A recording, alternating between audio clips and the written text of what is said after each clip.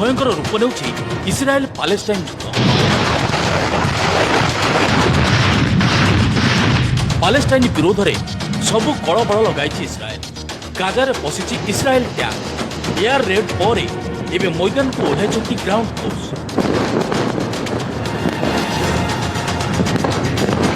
ଆଉ ଏହି ଦୃଶ୍ୟ ବୟାନ କରୁଛି ଯେ ଆଗକୁ ପାଲେଷ୍ଟାଇନ ଇସ୍ରାଏଲ ଯୁଦ୍ଧ ନେବ ନୂଆ ବଡ଼।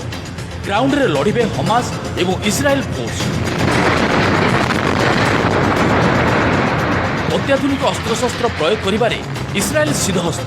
ତେଣୁ ହମାସ ତାର ଦୁର୍ଦ୍ଦିନ ଦେଖିବ ବୋଲି ଚେତାଇ ଦେଇଛି ଇସ୍ରାଏଲ। ଅପ୍ରତ୍ୟାଶିତ ରକେଟ୍ ଆକ୍ରମଣ କରି ଆତଙ୍କବାଦୀ ଯେଉଁ ଭୁଲ କରିଛନ୍ତି ସେମାନଙ୍କୁ ତାର ମୂଲ୍ୟ ଦେବାକୁ ପଡ଼ିବ ବୋଲି ଚେତାଇ ଦେଇଛି ଇସ୍ରାଏଲ। ତେଣୁ ଆଗକୁ ଏହି ଟ୍ୟାଙ୍କ ଗଡ଼ିଲେ ଅଧିକରୁ ଅଧିକ ମୁଣ୍ଡ ଗଡ଼ିବା ଥୟ।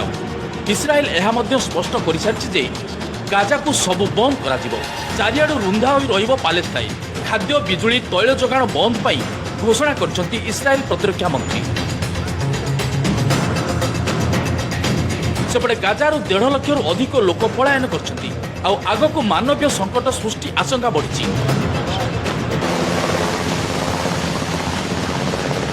ଇସ୍ରାଏଲ ପାଲେଷ୍ଟାଇନ ଯୁଦ୍ଧରେ ପରୋକ୍ଷରେ ଲମ୍ପ ମାରିଲେଣି ସୁପର ପାୱାର।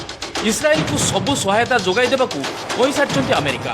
ଆମେରିକା ଇସ୍ରାଏଲର ସବୁଦିନିଆ ବନ୍ଧୁ। ତେଣୁ ଇସ୍ରାଏଲ ଅସମୟରେ ତା ପଛରେ ଛିଡ଼ା ହୋଇଛି ବିଡେନ ପ୍ରଶାସନ। ହମାସ ବିରୋଧରେ କାର୍ଯ୍ୟାନୁଷ୍ଠାନ ଜାରି ରଖିଛନ୍ତି ଆମେରିକା ସୈନ୍ୟ। ହେଲେ ଏତିକିରେ କଥା ସରିନି।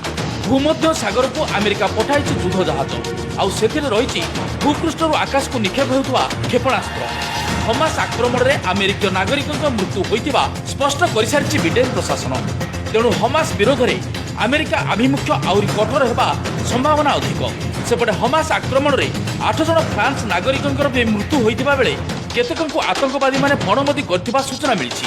ତେଣୁ ଫ୍ରାନ୍ସର ଆଭିମୁଖ୍ୟ ଉପରେ ନଜର ରଖିଛି ବିଶ୍ୱ। ଏପଟେ ଇସ୍ରାଏଲ ପାଲେଷ୍ଟାଇନ ଯୁଦ୍ଧରେ ଆମେରିକା ମୁଣ୍ଡ ଖେଳାଇବା ପରେ ଯେ କିଛି ରୁଷ ଯୁଦ୍ଧରେ ତୃତୀୟ ପକ୍ଷର ହସ୍ତକ୍ଷେପ ହାଇ ରିସ୍କ ବୋଲି ଚେତାଇ ଦେଇଛନ୍ତି କ୍ରେମଲିନ୍ ମୁଖପାତ୍ର ଡିମିଟ୍ରି ପେସ୍କଭ। ସେ କହିଛନ୍ତି ସାମରିକ କାର୍ଯ୍ୟାନୁଷ୍ଠାନ ବଢ଼ିବା ପୂର୍ବରୁ ଖୁବ୍ ଶୀଘ୍ର କଥାବାର୍ତ୍ତା ପାଇଁ ସମସ୍ତେ ଆଗେଇ ଆସିବା ଦରକାର। ତେଣୁ ଯୁଦ୍ଧ ଆଗକୁ ବଢ଼ିଲେ ପରସ୍ପର ବିରୋଧରେ ପକ୍ଷ ନେଇ ବିଶ୍ୱ ଦୁଇ ଭାଗ ହେବା ଥୟ। ଯୁଦ୍ଧରେ ଏବେ ଶକ୍ତିଶାଳୀ ରାଷ୍ଟ୍ର ମୁଣ୍ଡ ଖେଳାଇବା ଆରମ୍ଭ କଲେଣି। ତେଣୁ ଶାନ୍ତି ପାଇଁ ମିଳିତ ଜାତିସଂଘ ଶୀଘ୍ର ପଦକ୍ଷେପ ନେବାକୁ ଆହ୍ୱାନ ଦେଇଛନ୍ତି ସଦସ୍ୟ ରାଷ୍ଟ୍ର।